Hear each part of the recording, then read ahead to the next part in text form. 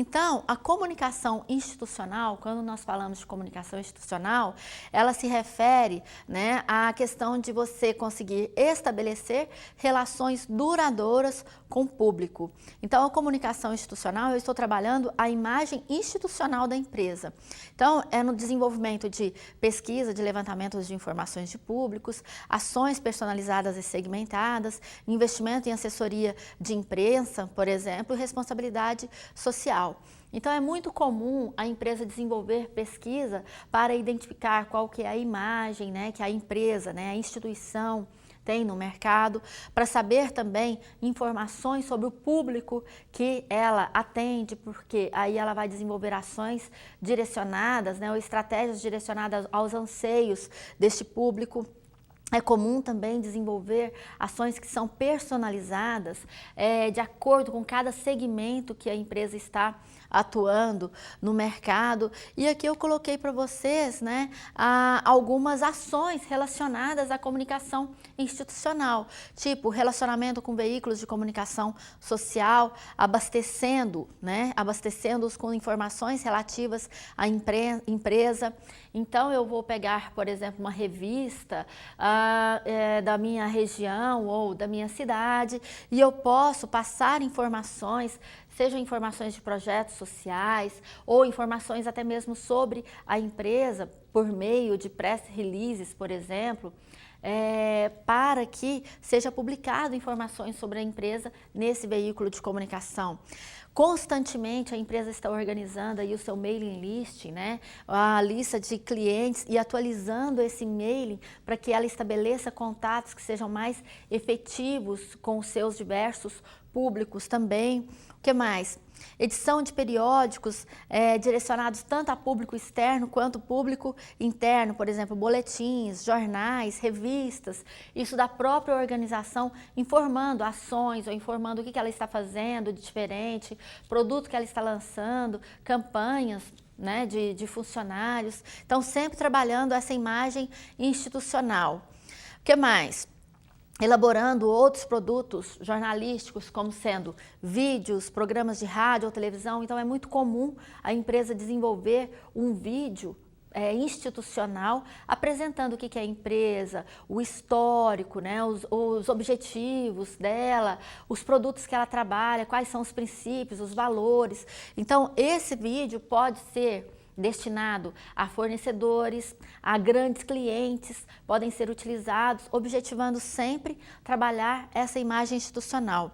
Apoio no desenvolvimento social e econômico da comunidade, onde as empresas estão localizadas, então eu posso identificar quais são os principais problemas ou os problemas mais graves da minha região e apoiar esses problemas, ou trabalhar com eventos, por exemplo, apoiando eventos. Então, é uma prática também comum e ajuda na nossa imagem institucional. E preservação do meio ambiente, que hoje em dia está sendo muito focado e é um problema que todas as organizações estão enfrentando e faz diferença para a imagem de uma empresa. Agora aqui nós vamos falar um pouquinho sobre a comunicação mercadológica. Ela já deve ser planejada para ser um pouco mais persuasiva, ou seja, você precisa estabelecer uma comunicação mercadológica de maneira que você consiga fazer com que, por exemplo, o cliente sinta mais atração ou mais desejo, né, pelo seu produto ou pela sua marca, comparado aí com um concorrente. Então, eu preciso ser mais convincente, eu preciso ser mais persuasivo no sentido de mostrar que aquele produto meu, por exemplo, é melhor que o produto do concorrente. Porém, eu sempre ressalto o seguinte: você pode desenvolver o melhor programa de comunicação mercadológico do mundo, mas se você tiver uma marca ruim ou um produto ruim, esta sua comunicação mercadológica não vai ser eficiente para você ser bem-sucedido no mercado.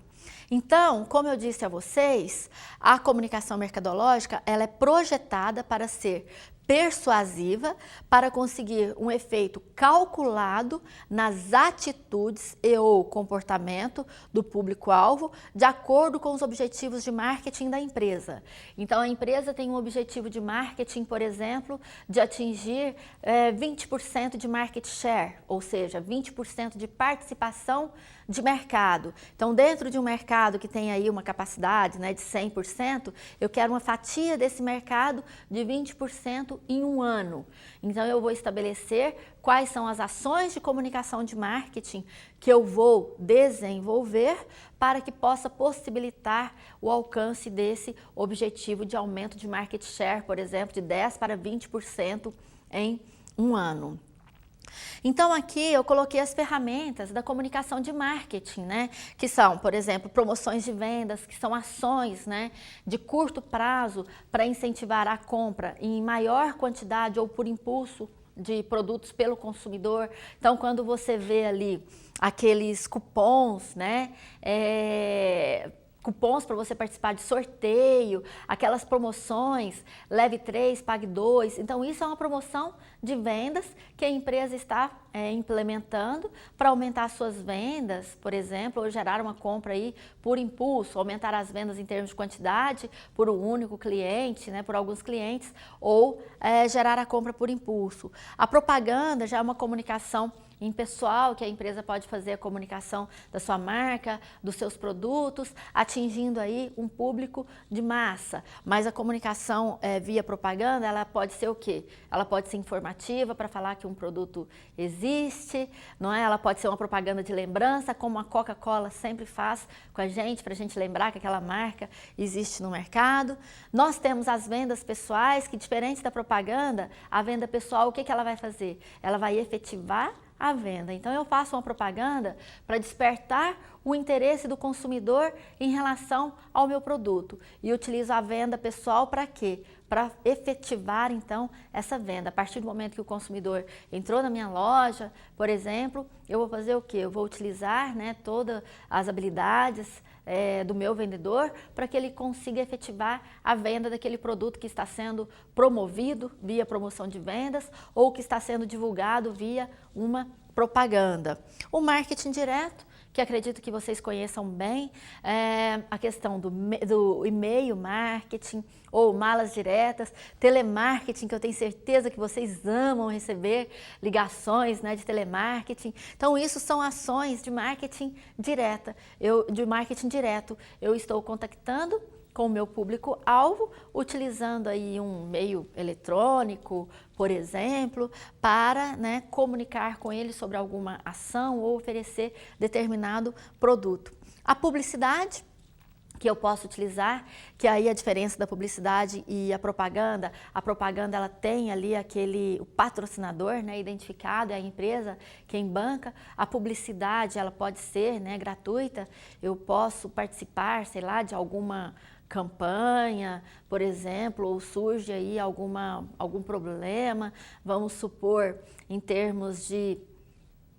que a gente esteja de uma indústria de laticínios e estejam falando na mídia sobre leite de caixinha, alguma coisa nesse sentido. Eu posso falar dar uma entrevista, né? Conceder uma entrevista aí na imprensa para falar sobre essa situação, sobre o produto. Eu não estou falando diretamente da minha empresa, mas aparece lá, né, Lúcia, da empresa X, né? Então isso a gente acaba fazendo uma publicidade, né, sobre a nossa empresa. E o merchandising, que são ações no ponto de venda que vão, no caso, ajudar na promoção dos produtos.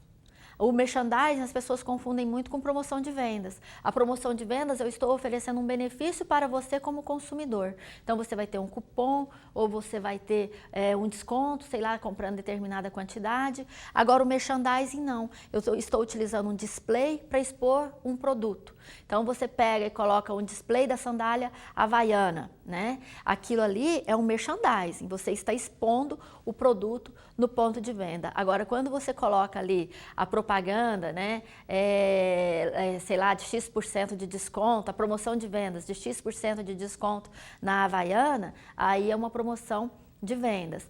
Outra diferença de promoção de vendas e merchandising. Promoção de vendas é curto prazo, merchandising pode ser longo prazo. Então eu posso utilizar um display por muitos meses dentro da minha empresa. Já a promoção não, uma promoção normal vai 15 dias, a não ser que seja uma grande campanha de aniversário da empresa que vai durar aí 3 meses, por exemplo. Então esses são os elementos ou as ferramentas de comunicação de marketing que a gente pode utilizar e devemos utilizar com foco no objetivo de marketing e de acordo com os objetivos de comunicação da empresa como um todo. Essas ferramentas de comunicação de marketing são voltadas para o relacionamento entre a empresa e o público externo. Então eu vou utilizar essa ferramenta para trabalhar nessas ferramentas para comunicar com o meu público externo, com os meus clientes. Por exemplo, é muito comum a gente desenvolver um plano de comunicação de marketing voltado para esse público externo, né? Aqui, exemplos de comunicação mercadológica. Cupons, brindes, eventos promocionais, como eu já havia falado anteriormente, propaganda informativa, persuasiva ou de lembrança. Então eu lanço um produto no mercado, eu vou fazer uma propaganda informativa para informar aos clientes que aquele produto existe. Entrou a concorrência no mercado e colocando algum diferencial no seu produto, eu vou fazer uma propaganda mais persuasiva, mostrando que o meu produto é melhor. Não vou citar o concorrente, mas o meu produto tem alguma característica que o torna melhor que o concorrente. Ou fazer uma propaganda de lembrança quando eu já estou assim num grau de maturidade maior, como a Coca-Cola, por exemplo, simplesmente para as pessoas lembrarem que a minha marca existe. E no momento que eu vou comprar, por exemplo, um refrigerante, qual o refrigerante melhor ou qual a marca que dá mais status, né? Opa, Coca-Cola. Me desculpe se alguém trabalha aí nos concorrentes, né?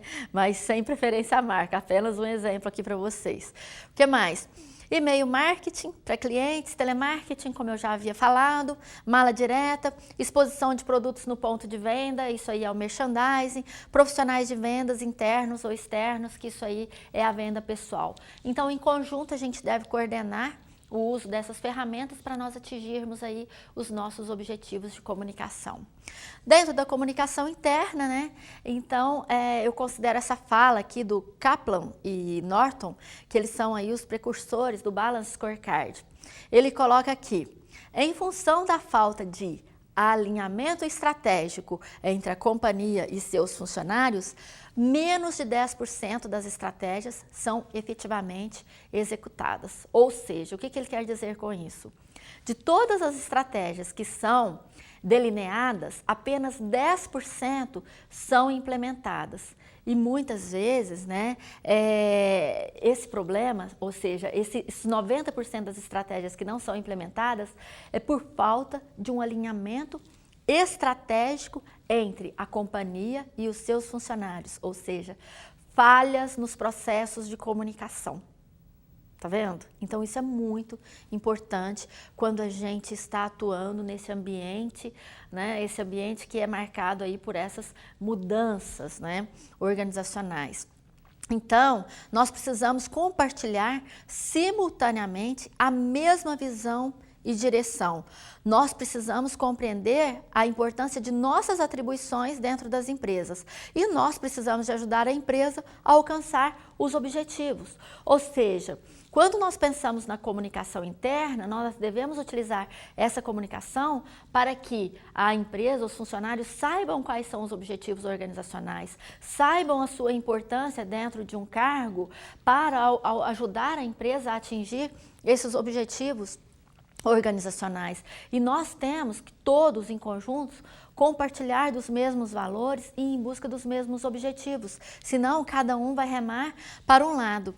E o alinhamento da estratégia entre a empresa e os seus colaboradores, né, está totalmente relacionado à administração estratégica da comunicação interna. Então, para a gente proporcionar, né, um melhor aproveitamento, uma melhor implementação das estratégias que foram planejadas no planejamento estratégico, por exemplo, nós precisamos de promover esse alinhamento estratégico entre a empresa e funcionários. E para a gente conseguir isso, nós precisamos de desenvolver muito bem o processo de comunicação interna. Bom, agora, por meio da comunicação interna, é possível estabelecer canais que possibilitem o relacionamento ágil e transparente da direção da empresa com o seu público interno e entre os próprios elementos que integram este público. Então, nós precisamos de criar uma comunicação que seja clara, que não tenha, né, como que eu posso dizer, aspectos escondidos ali, né, por má fé nas entrelinhas. Então, nós precisamos ser transparentes com as nossas equipes, porque as nossas equipes podem contribuir melhor por meio do desempenho de suas atividades para a gente atingir aí os objetivos da organização.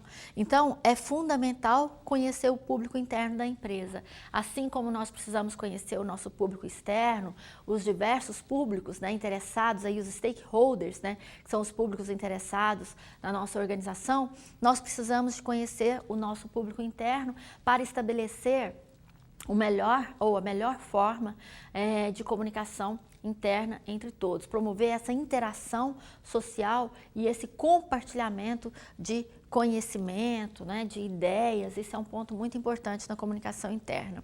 Aqui eu coloquei para vocês alguns objetivos da comunicação interna.